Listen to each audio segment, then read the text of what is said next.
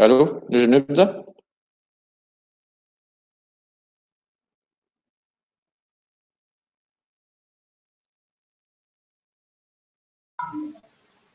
Oui, allez-y, allez-y. Ok, je partage l'écran. D'accord. Je vous donne la main. Angle écran, fenêtre d'application. Bon, je vais faire ça. Partager.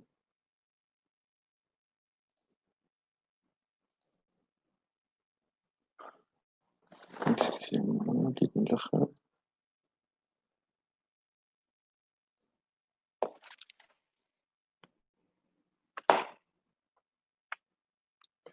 Bonjour à tous. Merci pour votre présence. Je me présente, je suis Haytham Boussafara, directeur de projet de transformation digitale et DSI au sein de BH Assurance. Aujourd'hui, nous allons traiter du sujet de l'accélération de la transformation digitale en 10 points à travers l'étude de cas de BH Assurance. N'hésitez pas à interagir, je vais essayer de lire vos commentaires sur le chat. Bonne présentation à tous. Je voulais commencer par ce slide et qui date de mai 2018. Je l'ai fait à l'occasion d'une plénière qu'on a organisée autour de la transformation digitale. Cela représentait l'ensemble du secteur des assurances en Tunisie dans leur course à la transformation digitale et qui était basé sur un vrai benchmark. Il y avait les logos, je les ai enlevés. Nous étions au départ, nous étions devancés par quelques compagnies et surtout, nous sommes là, et pourtant, nous sommes là, à vous dire que depuis, nous sommes allés très loin et que nous avons beaucoup gagné en maturité. Nous sommes fiers aujourd'hui de vous annoncer que nous sommes même les seuls à avoir lancé une solution omnicanal et qui offre pour la première fois en Tunisie la souscription d'un contrat d'assurance automobile 100% en ligne et bien d'autres choses également que vous allez découvrir au fur et à mesure de la présentation. Nous croyons que pour faire du digital, il faut avoir le sens du partage et c'est pour cela que nous sommes heureux de partager notre expérience et vous exposer les accélérateurs qui nous ont permis d'être parmi les leaders, si ce n'est le leader de la transformation digitale dans le secteur des assurances en Tunisie. Ceci représente la timeline macro de la transformation digitale chez BH Assurance, décomposée par phase. La phase de satisfaction des prérequis, en d'autres termes, la satisfaction des conditions nécessaires au lancement de la transformation digitale. Pour nous, ça s'est concrétisé par une mission de réorganisation de l'entreprise, la modélisation des process, l'initiation à la culture digitale, etc. Deuxième phase, euh, celle-là, la phase de mise en place du dispositif et qui consiste pour nous par la mise en place de notre Digital Factory, la définition d'un périmètre, mais aussi l'adoption d'une vision stratégique digitale commune et la mise en place d'une roadmap stratégique. Troisième phase, la phase d'immersion. Cette phase consiste à la prise de connaissance détaillée des domaines. Ça s'est concrétisé premièrement par la déclinaison de la stratégie en roadmap opérationnel. Également, et vous allez le voir plus tard, c'est là que nous avons modélisé tous nos parcours clients et dégagé les points d'irritation. Si la phase de satisfaction des prérequis sert le programme de transformation digitale, la phase d'immersion sert l'ensemble des projets. Quatrièmement, la phase de création et de lancement, on appelle aussi euh, phase de projet, c'est la phase qui inclut les projets de mise en place de solutions. C'est cette phase-là que nous avons mis en prod notre site web, la solution SMSing, mais encore notre solution omnicanal phare Winenti. Cinquième phase, la phase de maturation et qui consiste à l'évaluation et la définition des pistes d'évolution des solutions ou autres, mais encore la mise en place des dispositifs du mode service et le suivi plus tard. Commençons par le premier accélérateur qui est l'orientation client. L'orientation client se définit par le souci de placer le client au centre de l'entreprise. Encore plus, et dans un contexte de transformation digitale, le client prend tout son sens. Toute action doit toucher de près ou de loin le client et sa satisfaction. Il ne s'agit pas justement d'un simple mot marketing pour attirer plus de monde, il s'agit de construire tout son modèle business autour du client.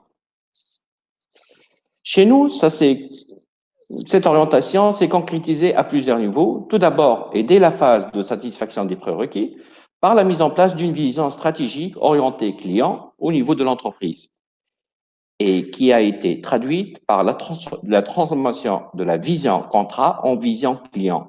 Un point très important, surtout quand on le transpose sur le secteur des assurances, parce qu'il est super sillonné. Chaque branche fonctionnait presque d'une façon autonome. Ses propres résultats, ses propres clients, même son propre plan de développement. Et là, nous avons décloisonné tout ça, un travail de longue haleine parce qu'il est traité sur plusieurs plans au niveau des référentiels, mais également celui des process et même celui de la culture. Lors de la phase de mise en place du dispositif, nous avons défini une direction expérience client qui a pour rôle de piloter l'écoute client et la veille et veiller à ce que les besoins et les attentes des clients soient pris en compte dans les process de l'entreprise. Lors de la phase d'immersion, nous avons modélisé tous nos parcours clients. En d'autres termes, nous avons suivi des personas par segment tout au long de leur parcours et nous avons mesuré leur degré de satisfaction et dégagé les points d'irritation. Mais surtout, défini l'ensemble des solutions digitales pouvant lisser ces parcours.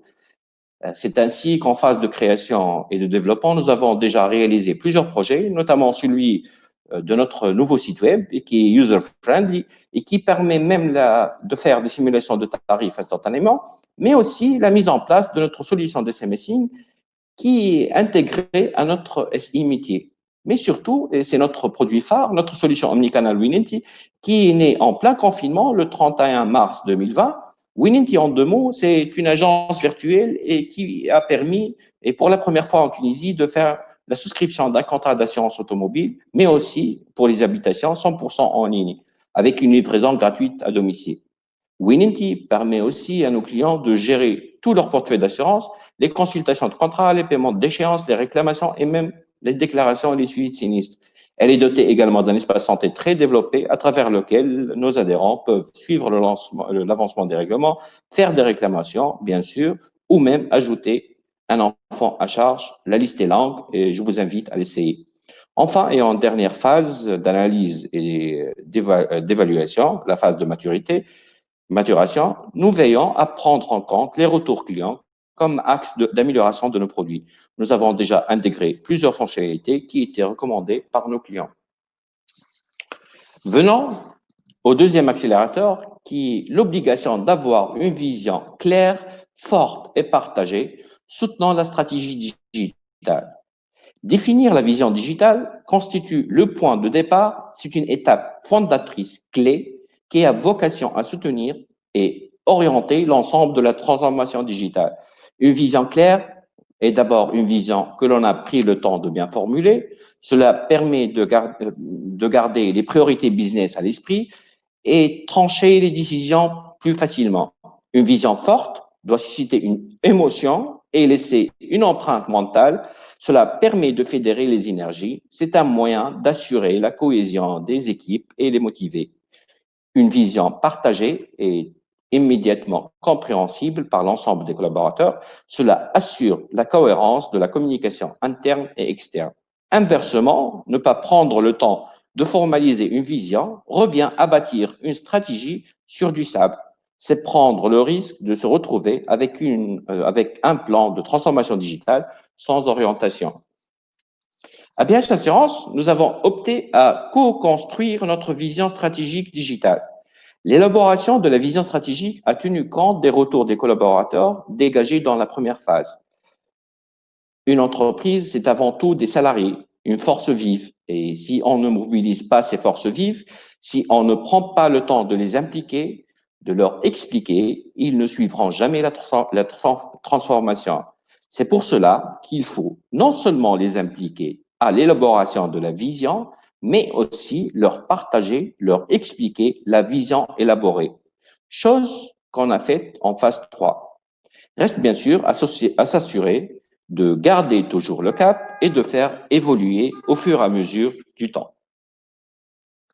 Venons à l'un des pierres angulaires, je dirais, de la réussite de la transformation digitale.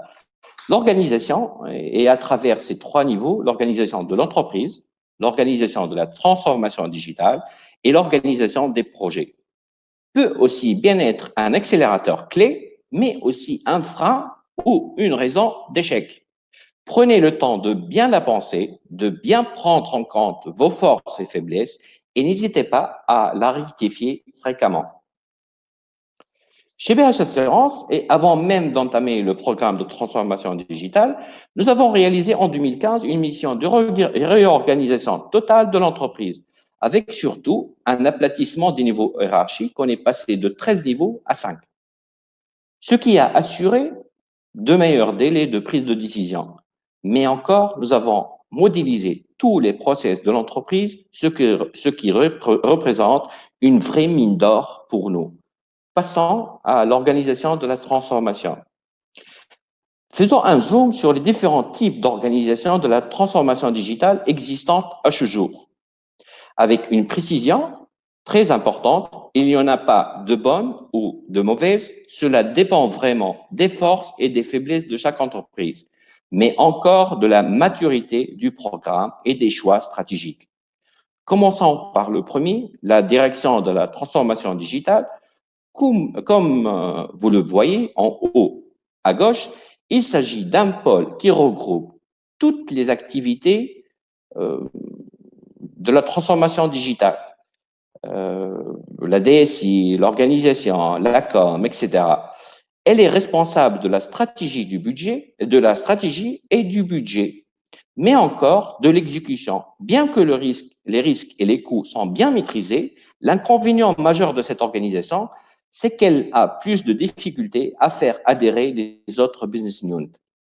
Deuxième organisation, l'animation transverse en haut à droite et qui ressemble plus au rôle du PMO, de la transformation digitale. Elle est responsable de la stratégie et du budget qu'elle décline vers les autres business units, mais l'exécution est assurée par les autres BU. Cette organisation est très facile à mettre en place, elle ne chamboule pas l'organisation, mais pour qu'elle réussisse, elle est conditionnée par l'obligation d'avoir un très bon niveau d'expertise de gestion des projets au sein de toutes les unités business.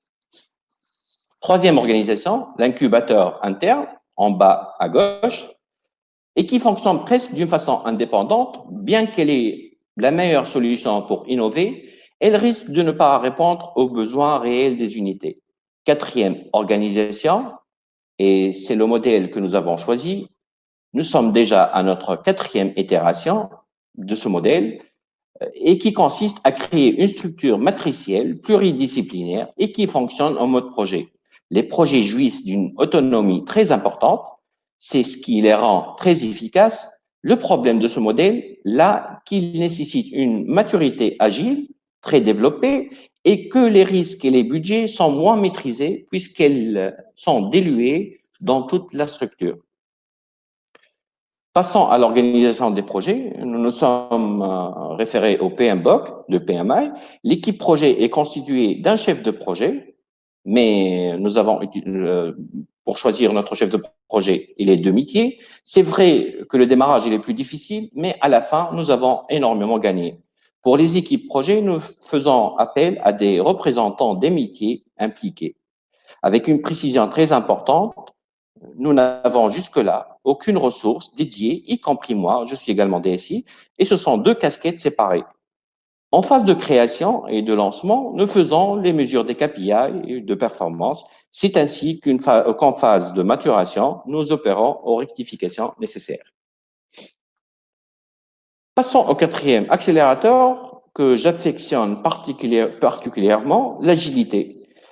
Elle est à la fois trop simple et trop complexe à comprendre. J'insiste sur le fait que nous ne parlons pas des méthodes agiles, le Scrum et autres seulement, mais on parle plus de l'agilité de l'entreprise.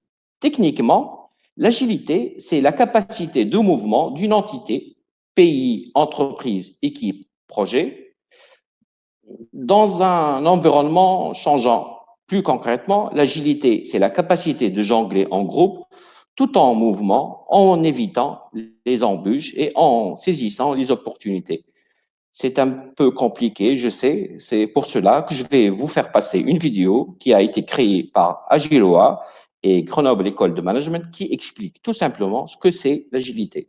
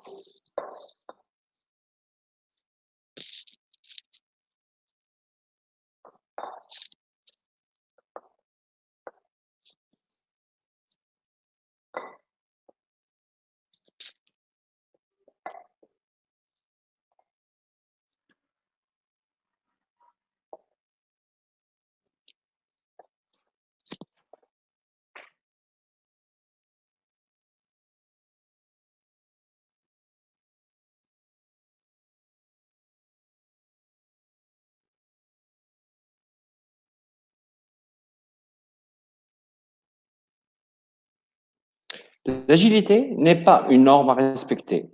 À chacun sa vérité, à chacun sa réalité. Elle vient surtout concilier une organisation pyramidale, taylorienne, efficace, claire, mais rigide, à une organisation libérée, Freedom Form Company, innovante, flexible, mais qui ne tient pas compte de la diversité des individus. L'agilité tire profit des avantages de l'un et de l'autre, mais surtout, elle s'adapte à tout contexte et à tout environnement. Cette fois-ci, je ne vais pas vous raconter comment nous avons géré l'agilité, mais je vais vous raconter l'histoire de sortie de Unity qui confirme l'importance d'être agile. La sortie officielle de Unity était prévue initialement en juin 2020. Et c'est grâce à nos méthodes agiles que nous avons réussi à avancer sa sortie en plein confinement le 31 mars 2020. Une vision adaptée aussi au contexte, avec les espaces de déclaration et de suivi des sinistres, mais également avec un espace santé très développé.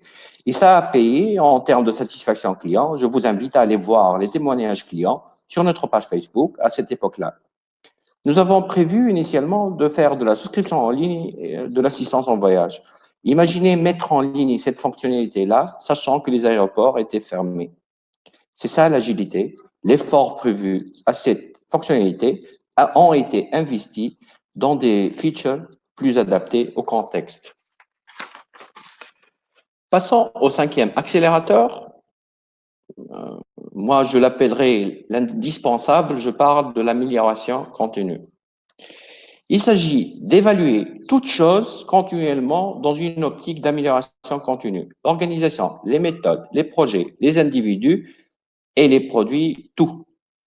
Sa seule condition est de culturiser la mesure de la performance. D'ailleurs, nous avons pu initier ça à travers la mise en place du travail par objectif qui a été décliné en un nouveau système d'évaluation et de promotion lors de la phase de la satisfaction des prérequis, mais aussi en mesurant les KPI process que nous avons fait lorsque nous avons modélisé tous les process de l'entreprise.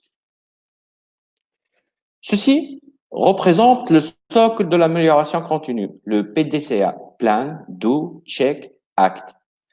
Planifier pour dire, analyser la situation, le problème ou question en cause et rechercher et sélectionner les solutions.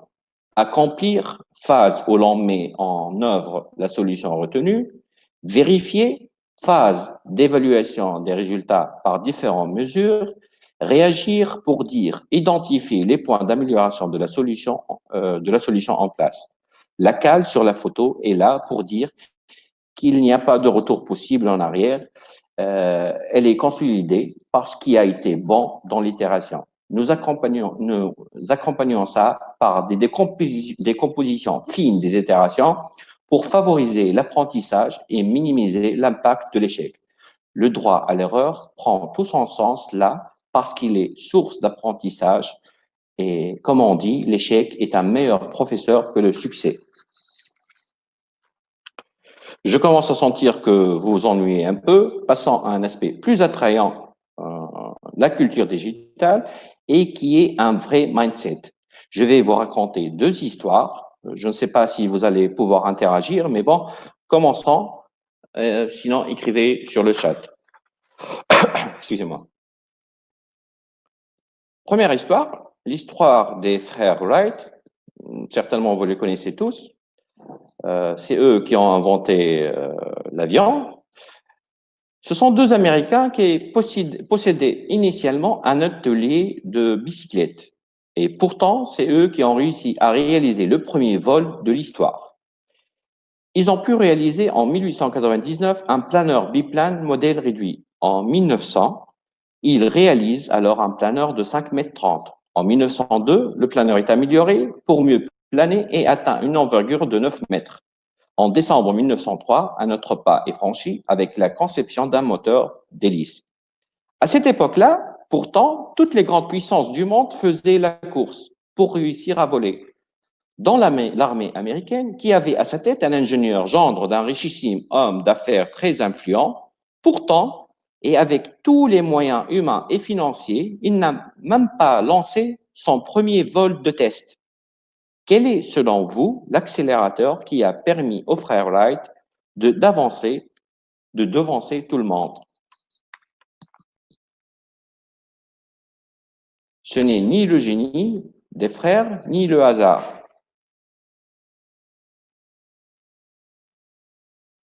Pas de réponse? Eh bien, c'est le droit à l'erreur. Ce qui n'est pas raconté dans l'histoire, c'est que les frères Wright ont réalisé aussi plus de 1000 vols ratés, avec même quelques accidents graves. Le pauvre gendre ne pouvait pas se permettre, avec les coûts dépensés, de faire des erreurs. N'hésitez pas à se tromper, l'échec est un meilleur professeur que le succès. Le tout, c'est de décomposer vos projets au plus fin, unités, réaliser des labs d'époque pour réduire le coût de l'échec. Deuxième histoire, celle d'un étudiant en mathématiques, on va l'appeler Jean, et qui a veillé super tard la nuit et qui est venu à l'amphi le lendemain super fatigué. Ne pouvant pas se retenir, il s'était endormi pendant le cours. En se levant, il s'est retrouvé tout seul en classe et a remarqué que son professeur a écrit 2 exercices sur le tableau. Croyant que c'était un travail à faire à la maison, il les a copiés et il est rentré chez lui pour les résoudre. Mais il n'a réussi qu'à en résoudre qu'un. Le lendemain, il est allé voir directement le professeur pour s'en excuser. Étonné, le professeur l'informe qu'il n'a pas donné de travail à faire la veille.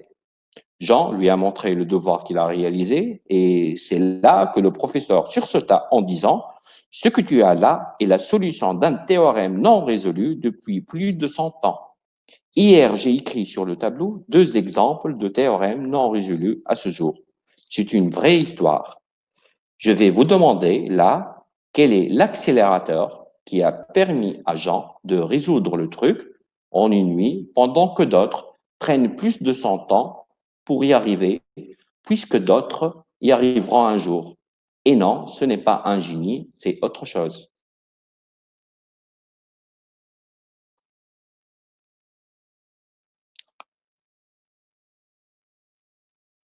Moi, je commencerai à dire think outside the box pour dire ne soyez pas conventionnel, mais ce n'est plus suffisant.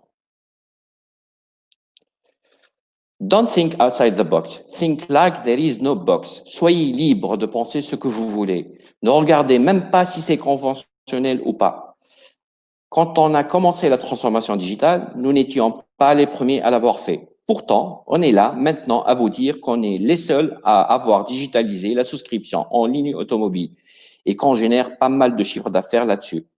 À nos débuts, on entendait pas mal de voix nous dire c'est impossible, personne ne l'a fait.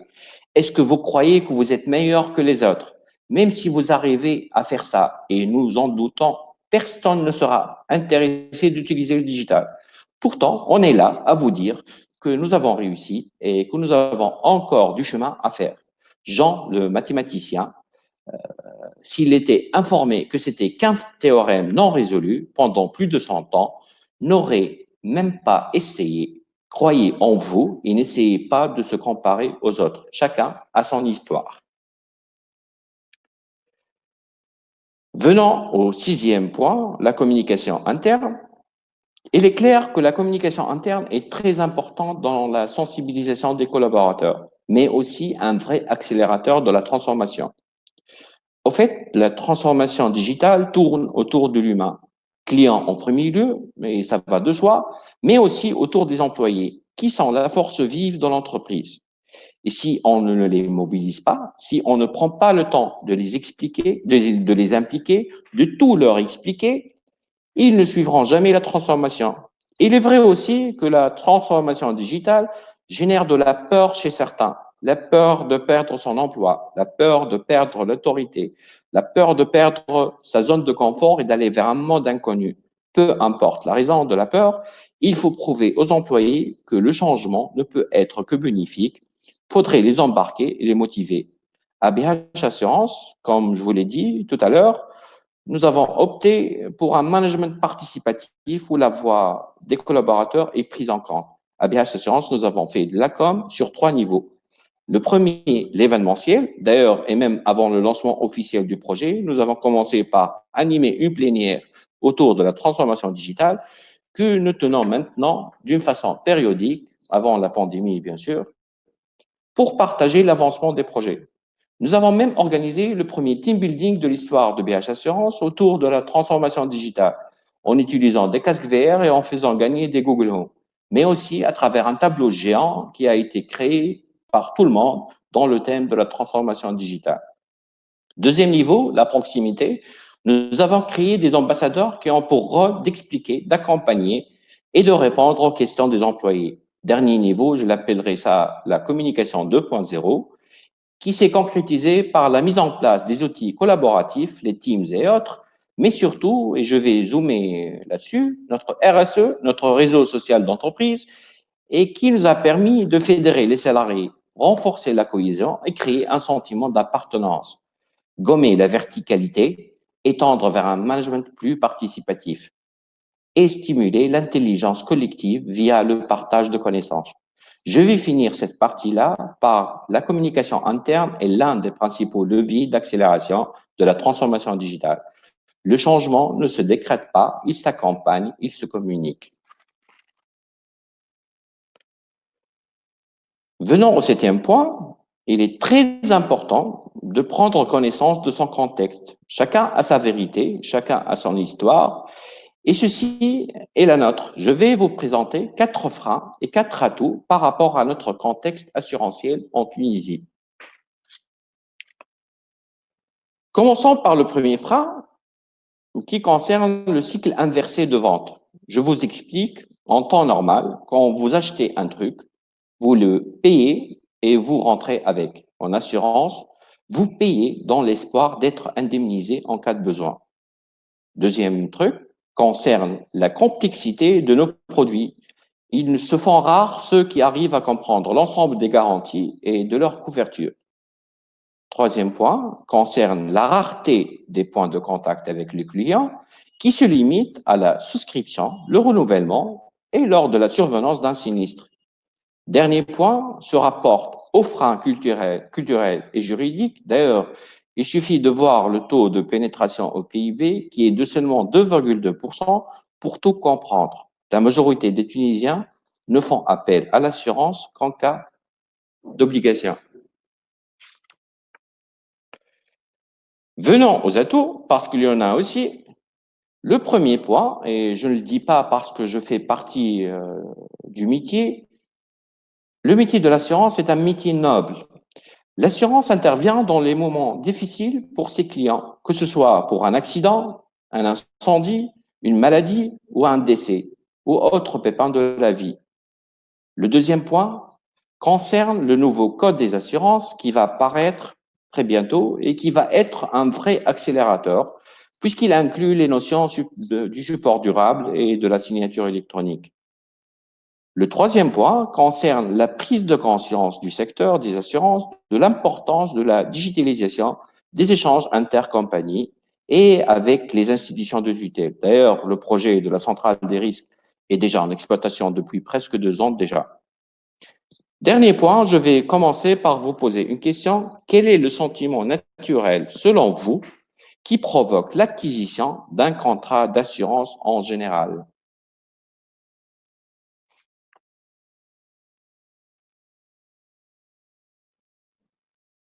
C'est la peur. Et c'est ce qui rend ces temps-là propices au développement du secteur.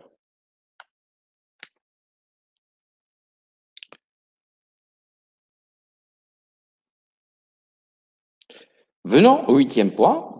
Bien que le premier pilier de l'innovation digitale est interne et s'appuie sur les forces vives de l'entreprise, cela ne suffit pas. Le rythme et l'intensité de la révolution digitale nous forcent à tourner vers l'extérieur. L'intérêt est de puiser des idées nouvelles, de l'énergie créatrice et des savoir-faire à une multitude de sources aussi diverses que complémentaires. Start-up, fournisseurs de technologies, développeurs indépendants, universitaires, etc. Nous sommes entourés et dès le départ avec des partenaires avec qui nous avons construit une relation win-win. Je vais leur faire de la pub là parce qu'ils le méritent. Digitalis avec Sarah Hanesh sur la stratégie digitale et le parcours client. MMS Factory sur le marketing digital. Proxime sur l'aspect technologique. Deloitte au niveau du SI. Et nous avons en cours un nouvel partenariat qui se dessine avec Tayara. D'ailleurs, je vous invite à aller voir directement chez Tayara pour voir de quoi je parle. Venons au septième point, la maturation. Et là, je vais dire, ne précipitez pas la transformation, elle va s'accélérer tout seul. Ce que Winity veut dire par là, c'est qu'il faut laisser le temps au temps. Lorsque vous entreprenez votre transformation, vous allez remarquer une prise de maturité qui va s'accélérer de plus en plus. L'échange entre les équipes multidisciplinaires, les problèmes rencontrés, que vous allez rencontrer, l'appétit d'avancer vont vous faire mûrir. Tout le programme vont faire mourir tout le programme de la transformation digitale. N'essayez pas de se contenter d'acquérir des solutions sans que vous soyez prêt et conscient de ce qu'elles peuvent vous apporter, que ce soit sur l'IoT ou autre. N'essayez pas de bâtir des stratégies sans qu'elles soient en relation avec une maturité initiale de votre entreprise en plus simple. Nous ne pouvons pas parler de modèles prédictifs sans que vos front office savent la valeur des données.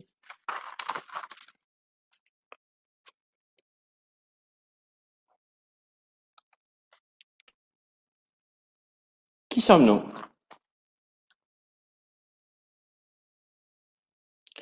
Je vais faire la présentation à l'envers parce qu'en digital, on présente nos clients avant les autres. Nous sommes tout d'abord plus de 360 000 clients particuliers et plus de 3 200 clients entreprises. Nous sommes une famille et c'est ce qui fait notre force. Nos leaders ont le sens du partage et apportent une vraie vision à l'entreprise. Vous trouvez d'ailleurs sur la même photo quelques-uns de nos partenaires et qui font partie de notre grande famille maintenant. Nous avons 25 ans d'âge et à cet âge-là, nous sommes jeunes, dynamiques et matures. Nous sommes BH Assurance, anciennement appelé Assurance Selim. Nous sommes fiers maintenant de porter le nom de la marque BH, mais au-delà du rebranding, un nouveau souffle et un nouveau dynamisme a été apporté, que ce soit au niveau du groupe, vous l'avez certainement remarqué, mais aussi chez nous, notamment avec le programme de transformation digitale qui a 2 ans d'âge presque maintenant. Avant de vous donner les chiffres de Wininty, je voulais m'arrêter un peu sur nos chiffres pour vous montrer que tous ces efforts payent. D'ailleurs, nous tenons à un taux d'évolution de chiffre d'affaires à 2 chiffres depuis plus de 5 ans maintenant et bien au-dessus de la moyenne du secteur. Vous trouvez nos taux en blanc et ceux du secteur en bleu. Venons aux chiffres de Wininty. Est-ce que le digital peut fonctionner pour une compagnie d'assurance ou pas? Commençons par le premier graphique à gauche qui représente la répartition par âge des inscrits. Comme vous voyez, ça confirme que le digital est orienté vers des tranches d'âge assez jeunes, la masse se situant entre 30 et 44 ans.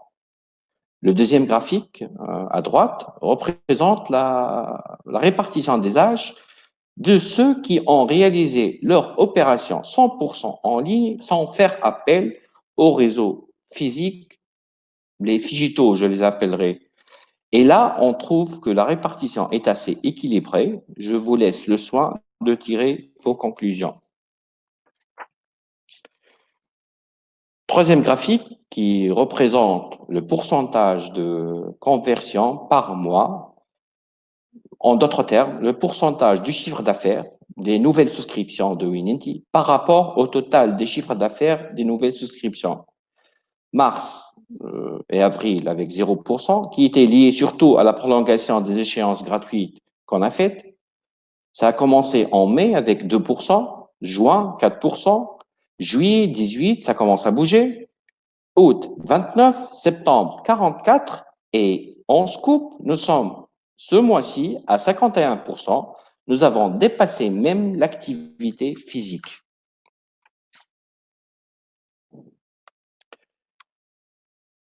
En termes de chiffre d'affaires, je ne vais pas divulguer, je ne peux pas vous dire le chiffre d'affaires exact, mais je peux que vous divulguer que la courbe de croissance, je n'ai pas le droit de vous dire plus, que vous comprenez certainement, vous pouvez voir les taux de croissance. Merci pour votre attention. Ce fut un plaisir d'animer ce workshop et partager notre expérience avec vous. N'hésitez pas à me contacter et à poser vos questions. Je suis certain que vous avez faim là maintenant. Bon appétit, sinon j'attends. C'est vrai que s'il y a des questions, Il nous reste encore Si vous avez des questions, n'hésitez quelques pas. minutes.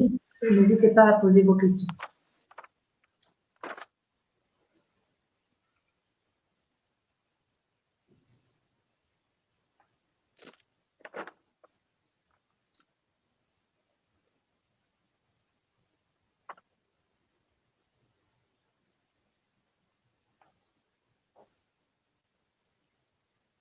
Sinon, s'il n'y en a pas, je vous dis bon appétit à tous et à très bientôt.